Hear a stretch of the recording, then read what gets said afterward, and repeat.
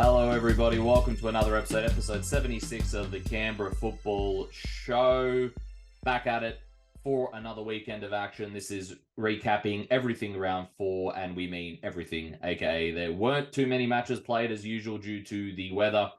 And we welcome back RussGibbs to the show. Russ, it's been a while. How you been, mate? Well, not a while since I've seen you. I commentated with you yesterday, but just in general. Yeah, I saw you on the weekend, mate. We were at a game together, don't you remember? I'm really good. Been banished to the bedroom because the kids are causing havoc in the other rooms. So, yeah, it's been a good week.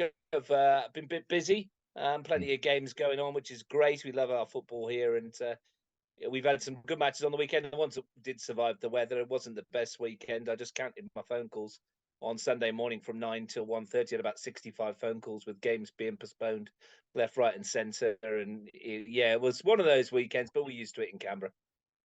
Yeah, we certainly are. Michael, how's it going today? You got your camera issues fixed from last week?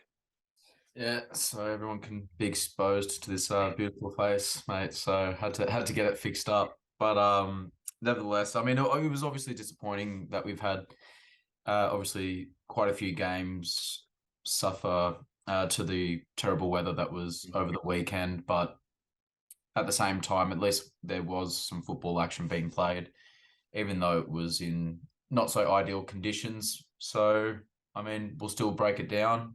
Still some very good games that went ahead. So let's get into it. So the first match was the O'Connor Knights getting a big win over the Monaro Panthers there in O'Connor. For O'Connor Knights, it was a Tachenko own goal and Pat O'Rourke scoring from the penalty spot. And for the Monaro Panthers, goal scorer was Connor Minot Smith. So a great come from behind victory for O'Connor in this one against a Panthers side that looked to be picking up a little bit of momentum in recent weeks, having picked up some very good results in this early part of the season. And obviously in the first half of play, you could sort of see the headlines were sort of being written already when Minot Smith managed to sort of break free of the defense due to a mistake. Nevertheless, he capitalized and scored very, very confidently past the goalkeeper into the back of the net to give his new club, Monaro, a lead over his old club, O'Connor, inside the first 30 minutes. Like I said, he showed great pace to sort of capitalize on that error there at the back for O'Connor. So it's something that they obviously wouldn't have been too happy about. But again, does that come down to the conditions that were on display on the weekend? And then as the match sort of headed in to the second half, you could sense the urgency from the Knights to get themselves back into the game. And they would sort of just knocking on the door, as you sort of mentioned on commentary, Russ, as they scored their first goal and got themselves level, albeit it was through an own goal off Tachenko, which sort of gifted them that equaliser. But I mean, you take what you get, and sometimes you make your own luck when you're playing well, and that was the case in that instance. You know, then what they did was they then carried that momentum after getting themselves level to find the winner 6 minutes from the end, as O'Rourke showed, you know, nerves of steel to convert from the spot and give Knights a valuable home win against the Panthers. So a great come from behind win for O'Connor that's going to fuel them with a lot of confidence. Obviously for Monaro, it's a little bit unfortunate in the sense that they had worked hard to get themselves a lead and it sort of just slipped away from them once they conceded the own goal. The sort of confidence dropped a tad bit, and from that moment onwards, O'Connor were able to capitalize and end up winning this match. So full credit to Alex Trenich and his squad for getting the victory. Russ, what were your thoughts on this contest as you were there present for this one? Yeah, better give a shout out to Milo Trenich as well, because being the head coach, just sure it wasn't all Alex that did all the work. It was a really good game of football considering the conditions. The conditions were absolutely dreadful. The rain came down in absolute bucketfuls at one stage in the first half. You could barely see what was going on. It was that bad. I felt for the players out there. And credit to both teams. They gave us a really good spectacle considering the conditions. I think both of them at half-time would have been reasonably happy with what they'd done. As we'd seen from O'Connor Knights for most of this season, they've created chances, plenty of them. Hadn't been able to take them again, which would have been really frustrating for their coaching team. They've got some real talent in that front three, and just to not be able to find the net in the first half was frustrating. Connor Minott-Smith made the difference with that, pouncing on that error by Connor Bill to score, and it was inevitable. I think we said on comms it was written in the stars. Well, it seems to happen all the time, doesn't it? Players score against their former clubs. Took it really well, and you think, well, maybe Monaro would have kicked on, but they didn't. Excellent second half from the Knights, got themselves back into it. Real impact was the substitutes, the people that Milo Trnenic was able to bring off the bench, like Hegi and Ika Kresic and the like. They made a big difference in the second half, and they got themselves back into it. A lovely run from James Driscoll to beat a few players. Perhaps Monaro thinking, the fullbacks were thinking, maybe I should have fouled him. Unfortunate for Robert Kachenko, and it was the worst probably 15 minutes of his career with the own goal, and then he conceded the penalty. Didn't see Pakimanda coming in behind him and swung a boot. Patrick O'Rourke doesn't miss those chances. He's very good from the spot. For the Knights, I think it's a really good win. They needed to back up the victory over Tuggeranong. They scored some really good goals in that game. Everyone expected them to beat Tuggeranong. Everyone expected this to be a much tougher test, and it was. And they proved that they're going to be there or thereabouts again this season, basically because of the depth of their squad. They've got some good young players coming through. They've got some real talent in that team, and they're going to be hard to beat. They've had a lot of games at home. They've had all their games at home. Even their away game against Canberra Olympic was at home. They've got another home game this weekend. So when they get on the road, we'll see how they play there. We know they love their transition. So I think they'll be okay. Monaro Panthers, they need to find a way to get their ball players on the ball a bit more. Rocco Stricker's playing out on the left at the moment. He's being involved in the game far too sporadically for my liking. I think you need to get him on the ball in advanced positions, and that will help the Panthers create more chances and score more goals. They've got talent themselves. We've seen it. They've been really inconsistent since they won the grand final last year. Their results have gone 1 lost, 1 lost, 1 lost, 1 lost. And they've got a game this weekend against Canberra, Croatia. So on that basis, they're going to win. But they need to find more consistency. They've got to find a way to cover for the absence of David Jenkins in defence. They're missing Adam Di Franceschi at the moment. He was injured on the weekend, had a knock, big miss for them. They would put Gabe Cole into defence. He's a good defender, Gabe Cole, but he's much better as a number 6. They've got to juggle ways. I think Ian Worthington's looking at ways he can make that side more potent going forward.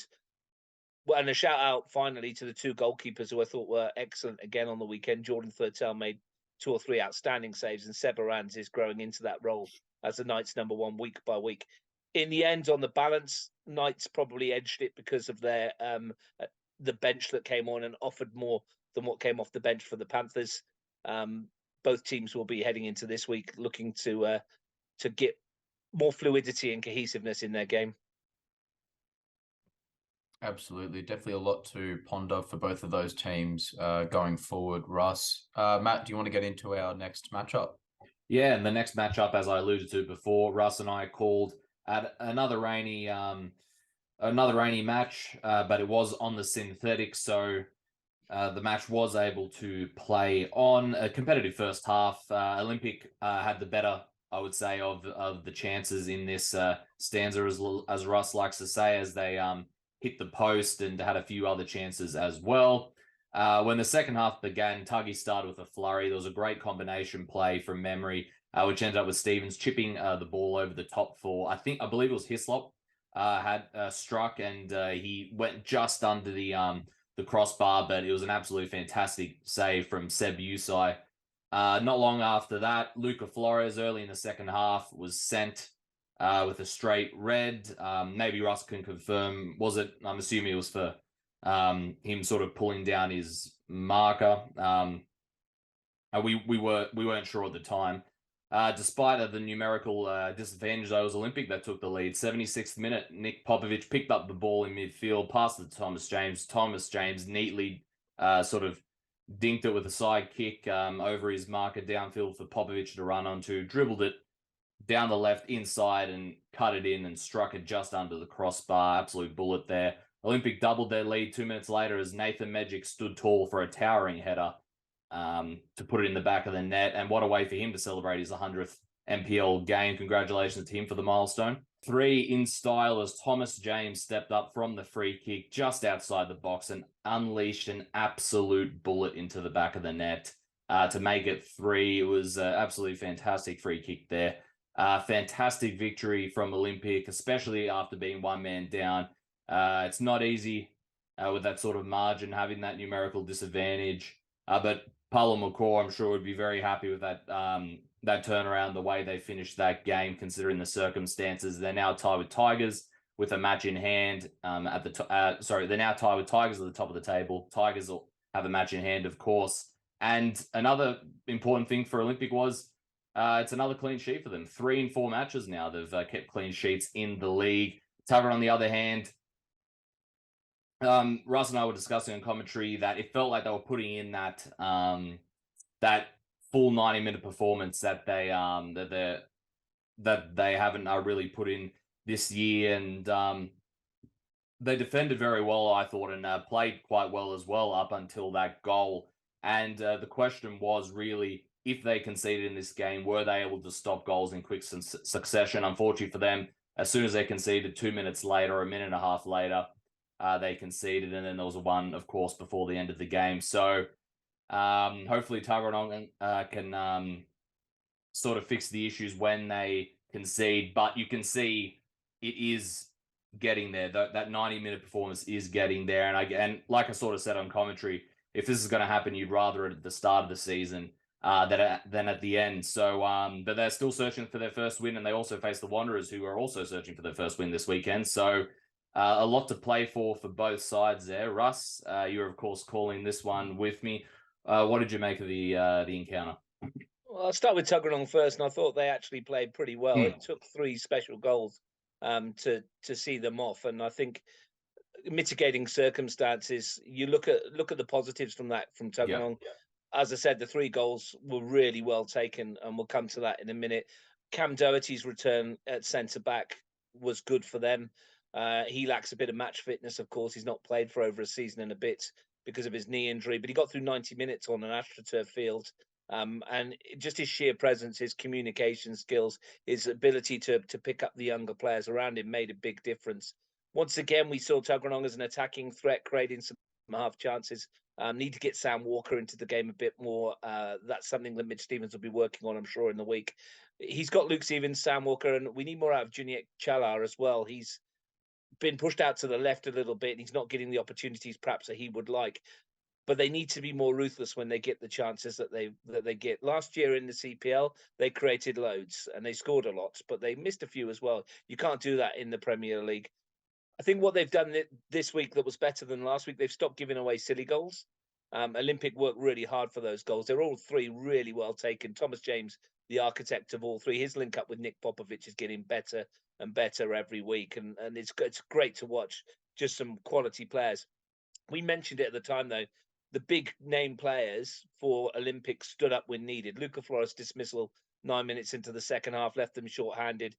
In my opinion, and it's only my opinion personally, I don't think it's a red card offence, but it is what it is. The referee's seen it differently. And as I mentioned to people today, when we're looking at it from our angle, we're a little bit elevated. We're side on. Everybody else has a different view from we do.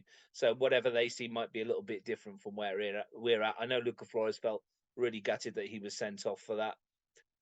It didn't make a difference to the game. It really poked the bear, I think, and Olympic stood up. They needed to. Thomas James took the game by the scruff of the neck. His dead ball delivery is sensational. That free kick to find Nathan Medjic was unbelievable. To drop it into that situation, that part of the area where it just needs a touch to go in, sheer quality. And his goal himself from the free kick was out the top drawer.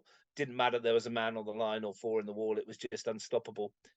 Tuggeranong will look at the goals, though, and go, okay, can we perhaps have avoided these goals? Yeah, they could have. Could someone maybe have taken a team foul on Nick Popovic? Could they have shown him the outside? But take nothing away from a brilliant piece of skill and a great finish. Could Adam Stevens have come and punched that ball with Nathan Medjic? It was right in no man's land. it was his debut. He had an outstanding debut, the young lad in goal. He made some great saves. One in the first half in particular from Cal Smith was superb. Maybe when he's got a bit more experience about, he comes for that. Do they need to give away a needless free kick on the edge of the penalty area? Probably not. But they've been churlish here and looking for a team that's on the up in Canberra Olympic. A negative from their point of view, and I spoke to Paul McCaw about this beforehand, from a neutral point looking in, is they need to do things with a little bit more zip, in my opinion. I think they need to just move it quicker, because when you look at the quality they've got through that team, if they do move it fast, not many other sides are going to be able to live with the likes of James Popovich, Luca Flores, and everybody else.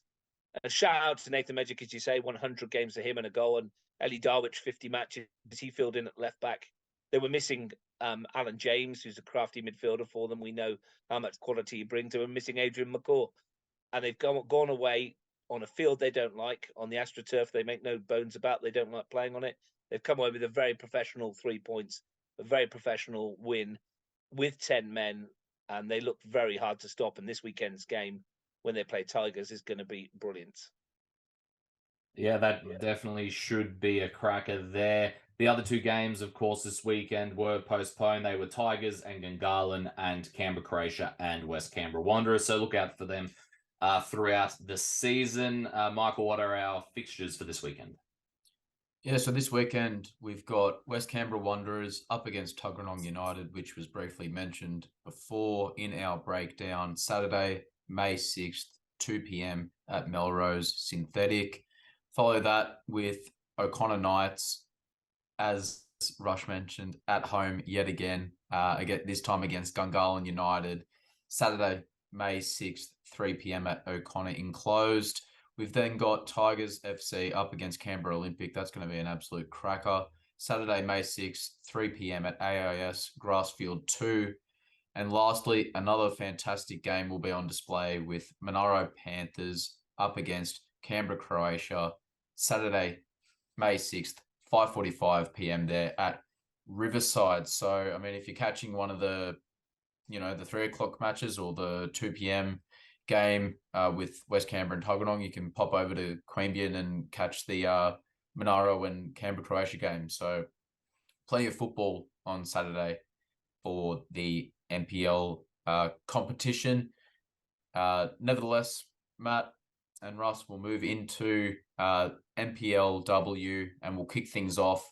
Before you do, Michael, though, just a quick one for you guys that like these quirky things. If you look at the league table this weekend, we've got number 1 at home to number 2, number 3 at home to number 4, number 5 at home to number 6, and number 7 at home to number 8. It's like a mini final series, which is I don't think I've ever seen that before in all my time at Capital Football. When we've been doing games, I've never seen a league table after 5 rounds, and then we've got these games coming up where they're all playing each other, and it's a big weekend for those teams, because if you look at, for example, the winner of Knights and Gungahlin, with the teams around them playing each other, they can move significantly up the table and put a little bit of a buffer between those below them as well. So it's a really big weekend in a number of reasons for both these, for all 8 teams in the competition.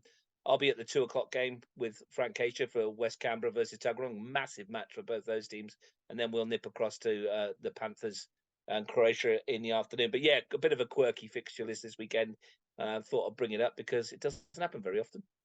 No, it certainly doesn't. But it's great that you did mention that, Russ, because I was looking at the table earlier, and I had sort of thought about it. Like, I was looking at the table, I was like, oh, that's a little bit weird. But now that you sort of brought it up, no, that's exactly the case. So it's like you said, going to be a great round of fixtures, some really great games. So hopefully, like I mentioned before, you can get out and watch any of those games. They're going to be absolute crackers. But now we'll move on to NPLW, where we had Tuggeranong United playing host to Canberra Croatia.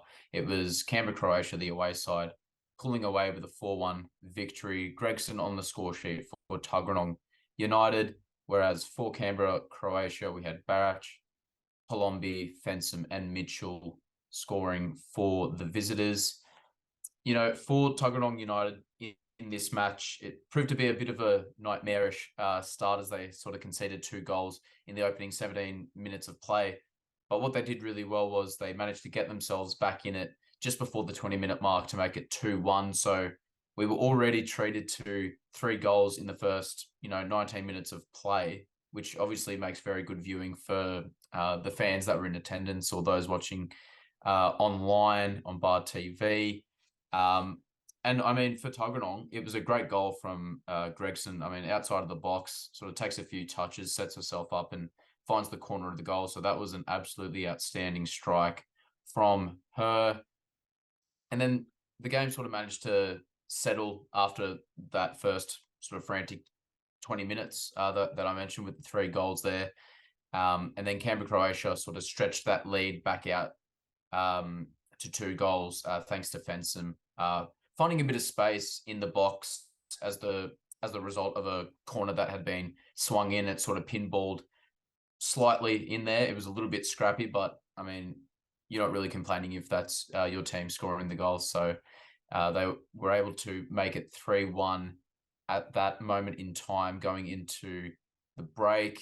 And sort of as we went on into the second half, we've already talked about the not so ideal conditions in on the weekend. And Charlie Mitchell obviously wouldn't have believed her luck when she scored the 4th goal and the only goal of the second half due to an unfortunate slip from the Tuggeranong keeper taking a free kick. The ball sort of just fizzed straight into her feet, and then she obviously had the calmness and the composure to steer the ball into an empty net. So obviously a very good result for Canberra, Croatia, as we expect them to be a dominant force, winning matches in this competition. And I'm sure, from what Tuggeranong United put forward in this match, they can certainly take positives out of it, that's for sure. So, Russ, what were your thoughts on this one? And obviously another game that you were at. Canberra, Croatia obviously get the victory, but are there signs that Tuggeranong can draw from that in a positive light going forward? Yeah, absolutely. I mean, I said it on commentary on Friday. I was with Anthony Yoogali on that one, and they were 2-0 down after 17 minutes. And I feel that Tuggeranong from 3 or 4 years ago might well have crumbled after that and conceded an absolute raft of goals. But this team seems to be made of much sterner stuff. Paulo Romero's got a really good young group there. He's got impact off the bench. We mentioned how important that was in the men's NPL with the Knights. He's got good young players that can come on. They to find themselves 2-0 down was a bit harsh. Canberra, Croatia started brightly. The conditions were awful again. The rain came sheeting down. We had some lightning flashing around the ground during the reserves game. It was a bit further away, so there was no real chance of it being cancelled. But it wasn't great for the players. Kit would have been heavy. It was, wet pitch, etc., etc. But Canberra, Croatia started brightly. They did well. Tuggeranong got themselves back into it. And as you mentioned, the goal from Charlie Gregson was beautifully taken. Wonderful for a finish from the edge of the area. And they could have got to 2-2. They had some half chances in the box and they felt like they were strong. But as you mentioned, Rhiannon Fensom finishing like a centre forwards, spinning in the 6-yard box to score. She doesn't get as many goals as perhaps she could off of corners. We allude to it all the time when we watch it because she's great in the air. This time she did get one. It wasn't through the route we expected, but it was a brilliant finish nonetheless. They're still not quite clicking, Canberra, Croatia, in terms of an attacking force. It's very easy to see why. Obviously, they're missing the big name players that they had in there last year. Your Becky Keating, Jenny Bissett, Grace Gill, Krista Hagen, all unavailable or not playing for one reason or another this year. So it's taking a while for the new group to settle into their new roles. But Zoran's got them playing some good football. They like to spread it wide. I really particularly like the overlapping fullbacks in Brandy Nicholson and Zoe Sobchak. They get up and down that flank and they provide real outlets. Once that starts to click for them, once they start to understand their roles in that formation a bit better, they will give some sides a right going over. I'm sure of it. Tuggeranong United, well, they battled as we knew they would. They tried to get Rainey Niles on the ball as much as they could, as we knew they would, because she's their creative influence. Just in the final third, it wasn't quite working for them. They did have some pretty good balls into the penalty area. There was no one there to finish at the time.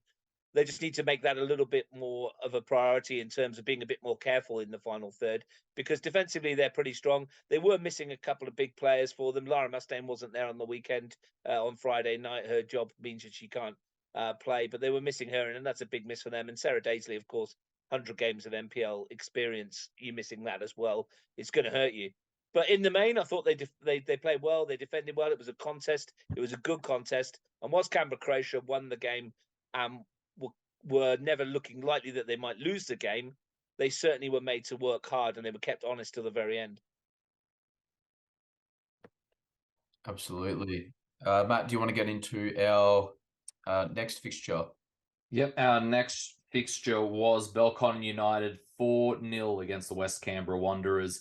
Maddie Steinacker opened the scoring from the home side 19 minutes in, as she did a nice 1-2 with Riley Ewan before placing it past the keeper. 5 minutes after that, Riley Ewan made it 2 for the Blue Devils as Steinacker squared it for her, and Ewan released an absolute bullet of a shot into the back of the net. We talked about former players against their former clubs scoring. This match had another with Hattie Cram as she scored against her old side in the 65th minute. She received the ball just outside the box, neatly dribbled around a player or two to her left, going wide and then placing it across the keeper at the far post. Very nice goal from her.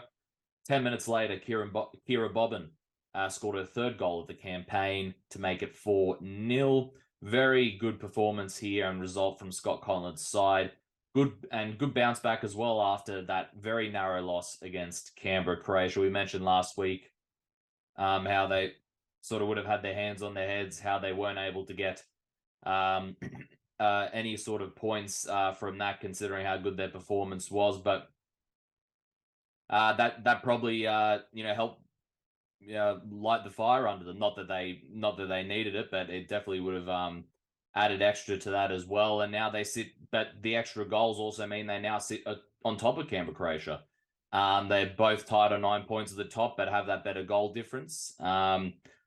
So at the moment, they've overtaken them. It seems like it's going to be a bit of a tit-for-tat race week by week in the NPLW. Of course, Canberra Olympic are not playing this week, but they will also be there or thereabouts, I don't doubt. And despite the bright start to the game for the Wanderers, in terms of chances, they had a decent amount of chances early on. They're still searching for their first points of the season, and they will travel to ANUW next week. So they'll be looking to put some points on the board if they're able to. It should be a competitive match over there against the university side.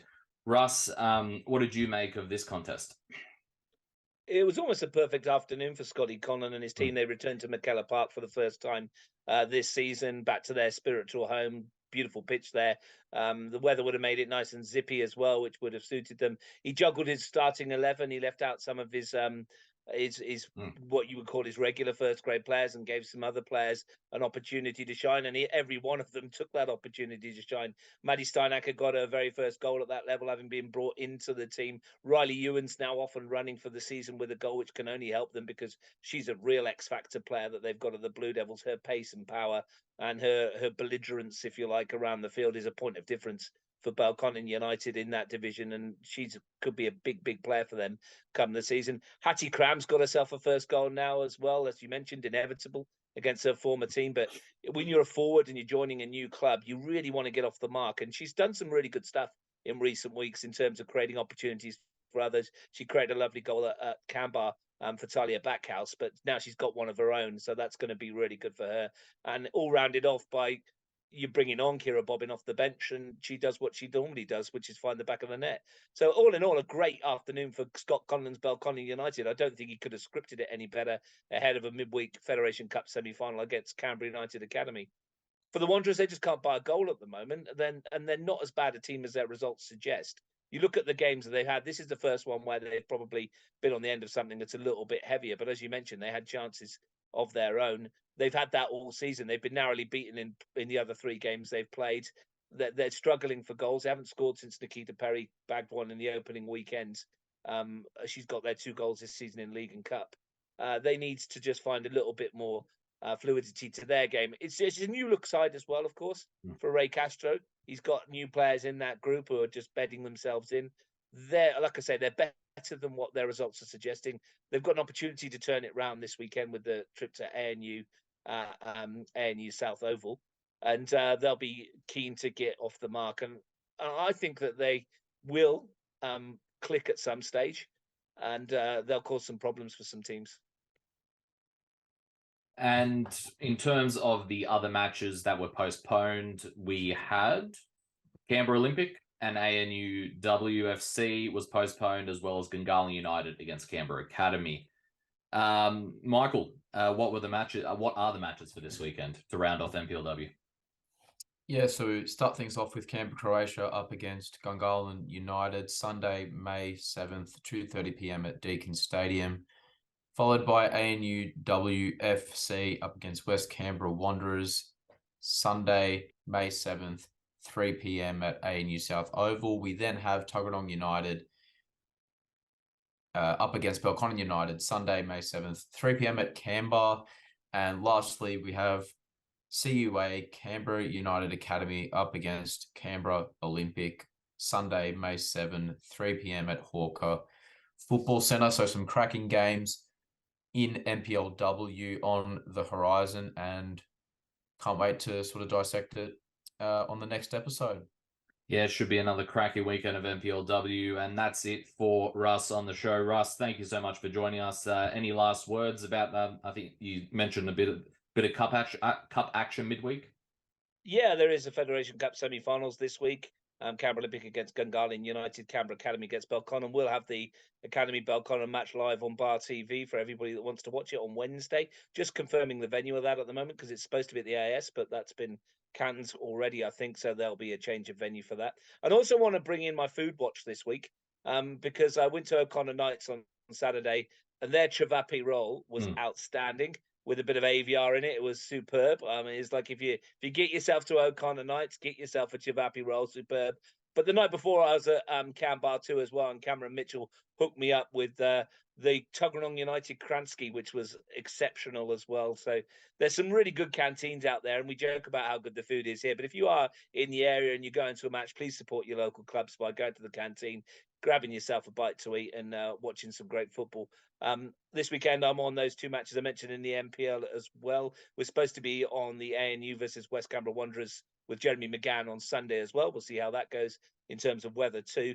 But yeah, it never stops. It's great stuff. And that game, the ANU West Canberra Wanderers, will be my 50th match of the since January the 27th that I've managed to call this season so far. So yeah, racking them up. I'm gonna try and get a century under my belt, which at this rate will be June. Hello, everybody. Welcome back to our CPL segment. We welcome back Chris Webb. Webby, thanks so much for joining us on an absolute high with Newcastle at the moment, of course. And naturally, we're just chatting off air then. 20 years, and it looks like you, with 5 games remaining, you guys should be all clear for the Champions League. Absolutely incredible, mate.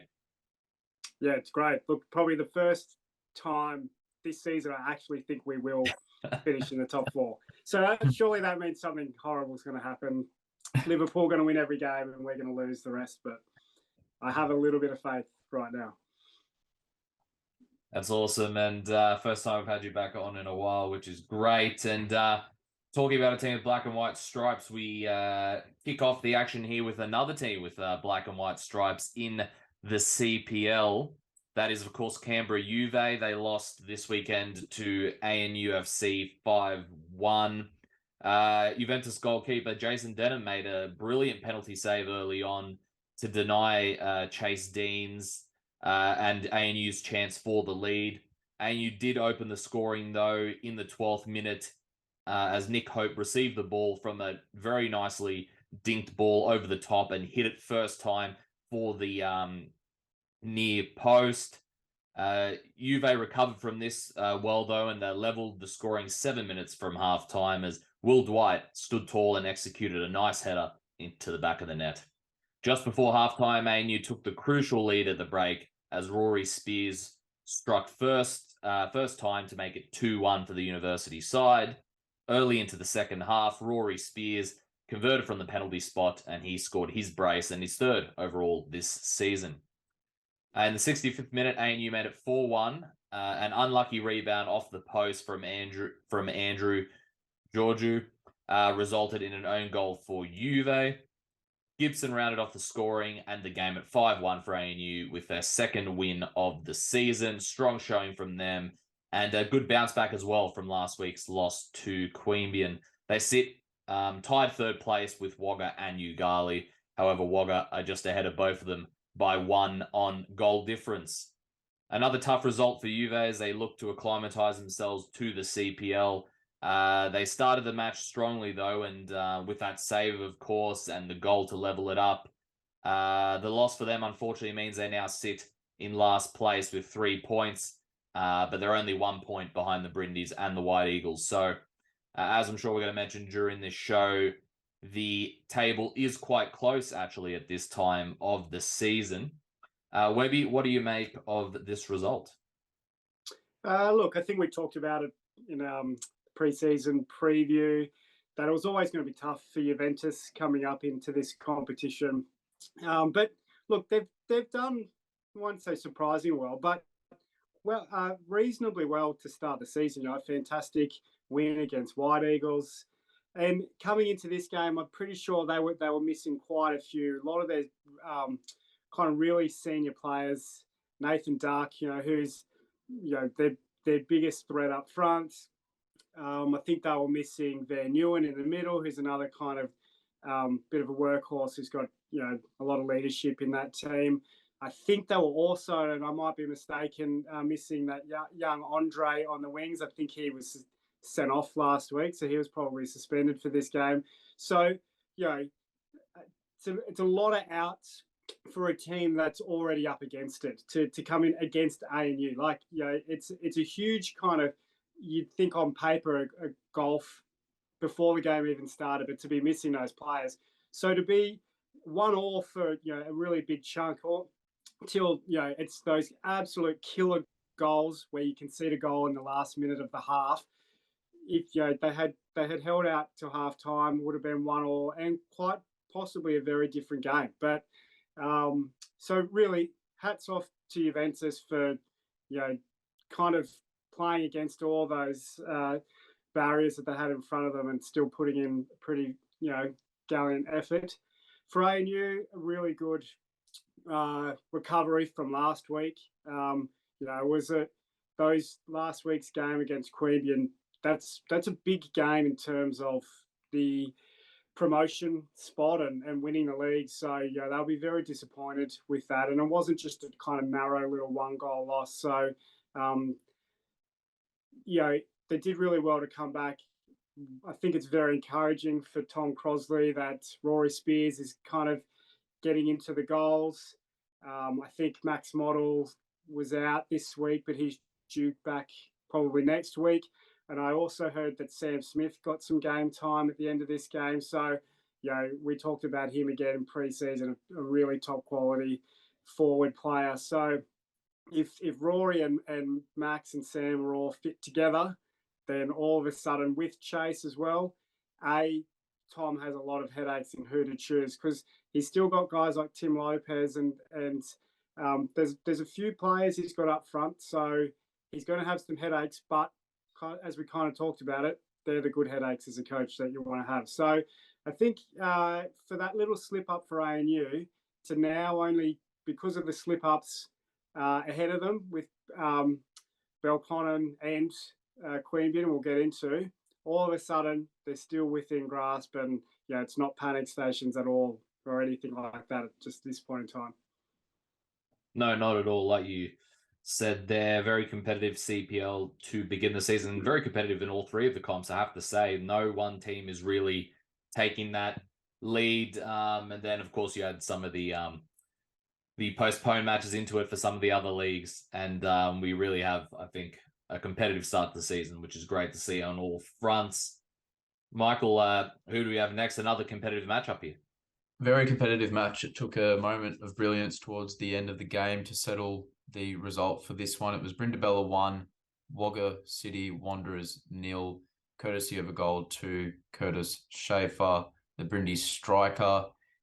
He scored the only goal of the game in this one very late on in the 88th minute, and it gives Brindabella a huge win and their first win of the season as well. So they desperately needed that. They were seeking that after the sort of struggles that they've had to start this current campaign. So getting off the mark will do them a lot of good, especially in a game like this against a tough Wagga City Wanderers team. So from all accounts, this seemed to be a very close matchup that took a late goal to break the deadlock. And that's exactly what happened with Curtis Schaefer. We've been used to him, scoring goals galore for Brindabella over the years in this competition, and it was no different in this game. And this victory takes Brindis off the bottom of the table and 2 points off the top 4. So it just goes to show how close things are in CPL already and how much a victory can actually change your league position on the table. So it's only a matter of time before, they really start to click, and it's going to happen after they've now picked up their first victory of the season. So it's something that Ray Jr. is going to be very, very happy about. Probably had a big smile on his face after that win. So on the other side of the equation, you got Wagga.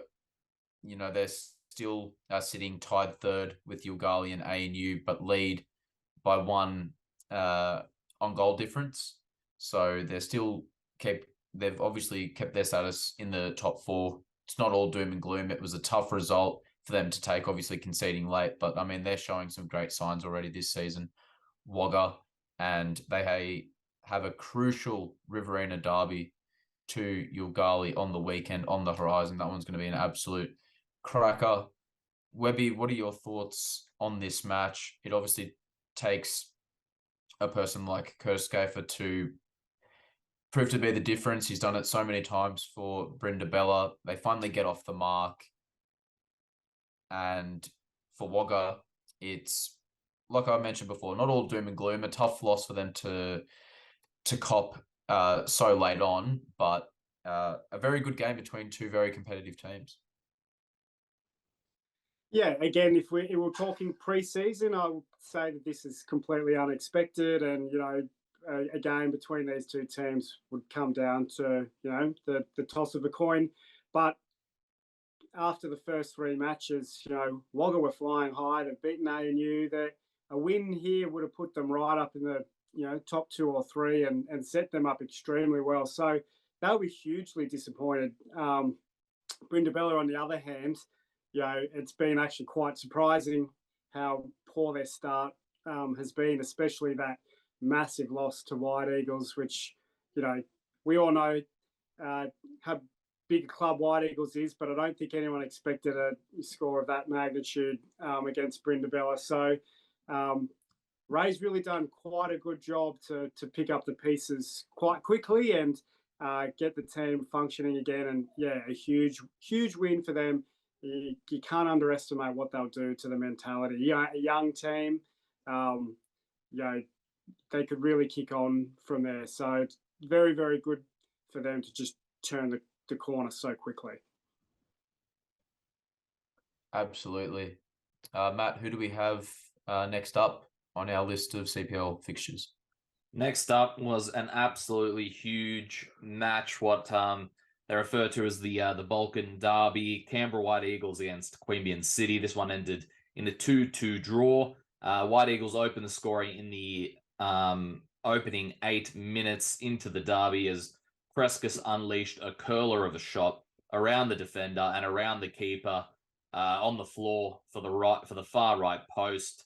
The curl seemed to sort of trick the keeper, just seemingly from the footage I was seeing. It was an absolutely terrific shot. The home side doubled their lead as a quick counter attack ended with Crescas unleashing another shot into the back of the net. This time it seemed to have taken a bit of a deflection, it seemed, but regardless, you take that lead, especially when you've done all the work with the counter attack and the shot. Queanbeyan, though, responded very well to conceding 2. As they halved the deficit 3 minutes later, a penalty was given to Queanbeyan as the White Eagles defender slid into the challenge in the box to try to win the ball. collecting the player in the process. Nico Abbott was the one to step up from the spot kick and take the spot kick. However, it was saved for the Argentine. It was saved by the White Eagles keeper. However, the Argentine quickly got onto that rebound and placed it in the back of the net to make it 2-1. Only one goal was scored in the second half as the Eagles goalkeeper leapt up to collect the ball, dropped it on the way down, and Queanbeyan took advantage and put it in the back of the net. None other than Nico Abbott was the one to score his brace here and secure a point for his side in the derby. This is also Abbott's third goal of the season. So unlucky stuff there from the White Eagles keeper, but Queanbeyan, you got to take advantage of those moments, and they certainly did. And from all accounts, it seemed to be a really good and competitive game, despite the weather and the rain over there at Woden Park enclosed. Good resolve from Queanbeyan to bounce back, of course, like I mentioned, for that 2-0 deficit, and like I mentioned before as well, taking advantage of the opportunities that are provided and that they provide themselves as well. Queanbeyan remain top of the table and extend their lead as well by 1 point as Belconnen lost to Yoogali, as we'll mention soon.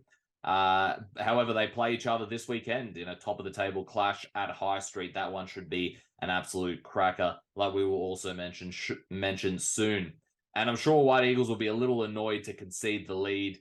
However, they have shown over the last few games now that they have the real, quality to push this season. And again, they showed it today to take a 2-0 lead against top of the table Queanbeyan with the team they have.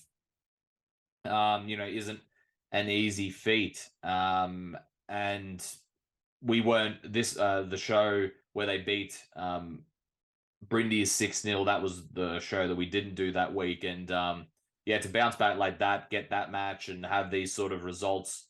White Eagles have bounced back well from that first weekend of action. Webby, what did you make of this one? It seemed like a highly competitive matchup despite the rain. Yeah, what an amazing game it seems to have been.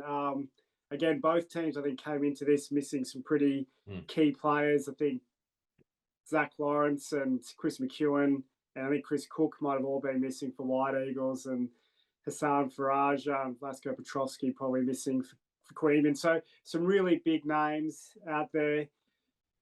But really just an absolutely amazing comeback from Queanbeyan to not only be, they were goal down, and then Michael Mensah, oh yeah, I forgot to mention that Mensah.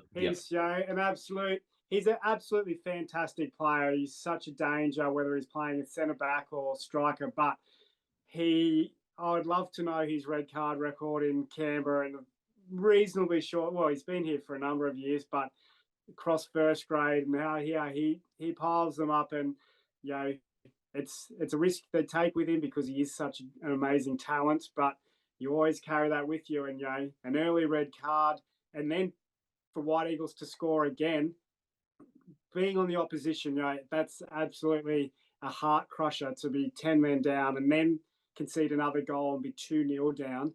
So to come back from that, absolutely amazing resolve from Queanbeyan, and on the other side, White Eagles will be obviously devastated for that. I know, it's the kind of bit of a rush of blood in there in that game, and you can tell by the excitement, penalties. I think Goring got sent off from the sideline as well in that game. Yeah, so another thing I forgot to mention. Huge from both teams. Just obviously Queanbeyan just getting that point, taking the lead and the table off Belconnen. I think that's extremely good psychological lift playing them this weekend. So really good for them. And I think pretty much you touched on this as well. From the White Eagles point of view, I don't mean myself too much offence, but for White Eagles to lose to Western State Ones in the Cup, and then to lose to Gungahlin Juventus in round one, they would have been thinking, what is going on here? But to turn that around so quickly with that, obviously that win against Brindabella, and then, coming up against who a lot of people's favourites to win this league, Queanbeyan, and taking a 2-0 lead and, as you said, they probably thought they should have won it. So really, really, again, similar, we're talking about Brindabella, such a great sharp turnaround from White Eagles from what was a really rough start for them. So again, hats off to Angelo for that. And there's 2 more matches between those two, so they should be also absolute crackers throughout the season. So more to look forward to there. Michael, who do we have next up? We make our way down the Riverina. Yes, Matt, we made our way to Yoogali. It was 3-1 to the hosts against Belconnen United, so a fantastic result for them. The goal scorers for Yoogali in this one was Priest, a Buckmaster own goal, and Donadell before Pandolfo own goal for Belconnen United in this one. So a couple of own goals in this contest between the two sides. Yoogali opened the scoring, though, through Priest 9 minutes in. You know, he got on the end of a massive ball into the box and beat the keeper to the ball and headed it over him to make it 1-0. And, you know, they sort of just kept the ball rolling, didn't they, Matt? 2 minutes later, Priest's shot, ricocheted off Will Buckmaster for an own goal as Yoogali doubled their lead up 2-0 after 11 minutes. So all the confidence in the world and just the start that they would have been hoping for. And then Ruben Donadell rounded out the goals just before halftime to give his side a 3-0 lead. A Darren Bailey corner was palmed away by the keeper as Donadell hit the rebound in with a nice header. But Belconnen United, you know, they went into the sheds. They came back out a lot more positive. They managed to get themselves back into the game and reduce the deficit in the 69th minute as a shot from Luke Valone, I believe, was ricocheted off Luke Pandolfo, as we mentioned earlier, with the own goal into the back of the net, resulting in another own goal in this game. This is Belconnen United's first loss of the season, their first loss in CPL since being relegated from NPL. You know, they still remain in second place with Queanbeyan's draw, means they are 3 points behind top, and they have the opportunity to close the gap as they play them this weekend. So it's a great opportunity for Belconnen to bounce back in that regard.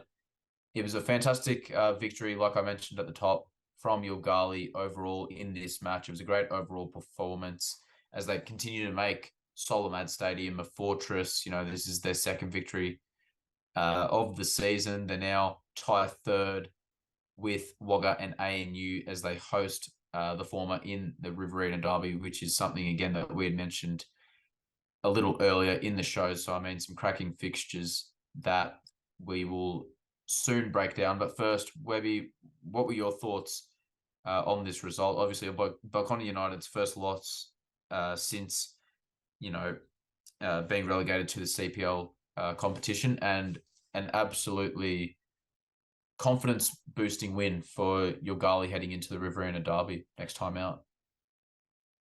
Yeah, look, to say that I wasn't surprised would be a complete lie. And that's no disrespect to Yoogali. It's just because I didn't think Belconnen would lose many games at all this entire season. So to lose one this early is just surprising in itself.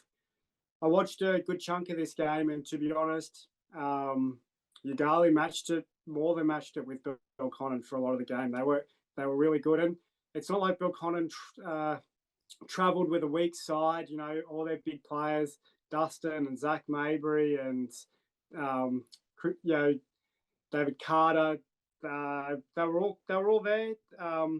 Dave McCarran, and Yoogali just played extremely well.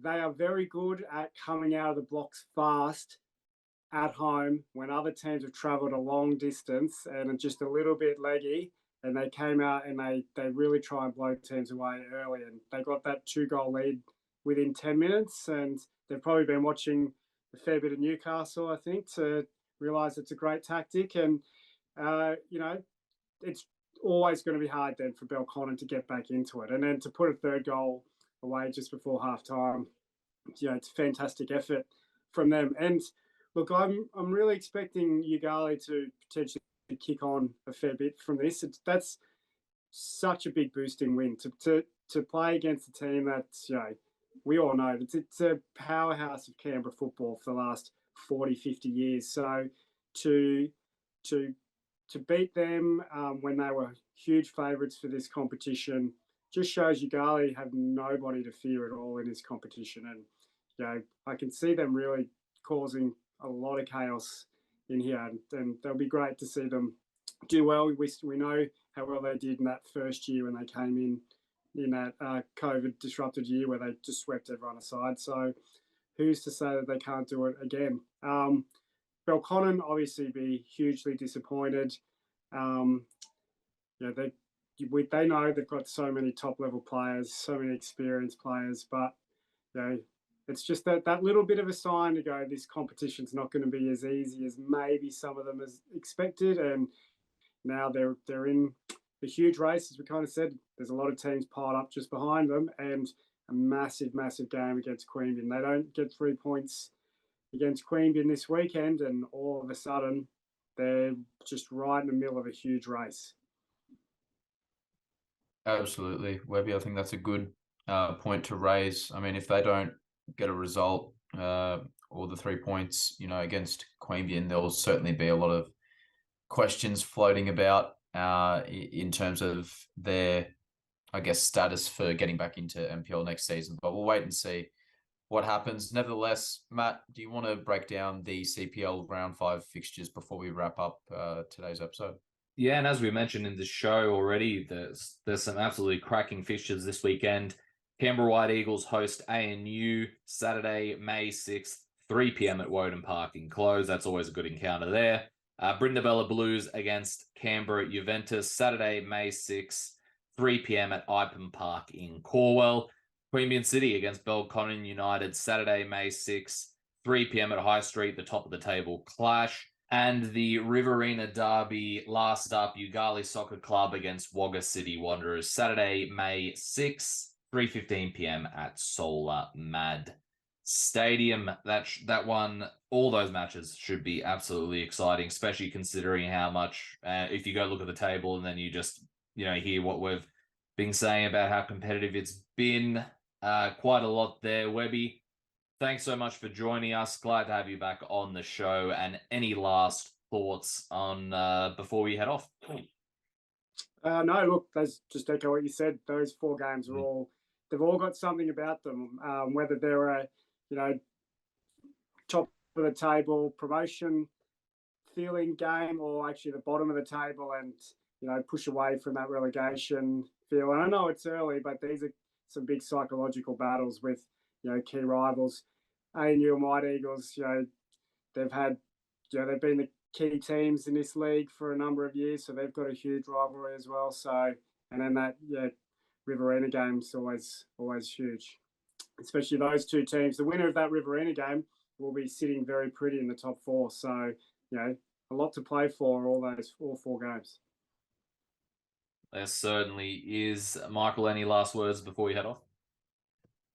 I mean, hopefully we just don't have nowhere near as bad weather this weekend than we did last week. So hopefully we don't have any games pulled out due to bad weather. We can only hope that it's going to be sunshine and rainbows. So hopefully some great quality action over the course of the weekend. We discussed sort of at length at different times during this episode. There's some great games on this weekend. So I mean, if you're out and about, it'd be, you know, fantastic to sort of go and watch any of these games. There's so much action this weekend, and we can't wait to see what happens and get into it next time we hop on. We certainly will. That was episode 76 of the Canberra Football Show, everybody. Enjoy your weekend, and as always, enjoy the football.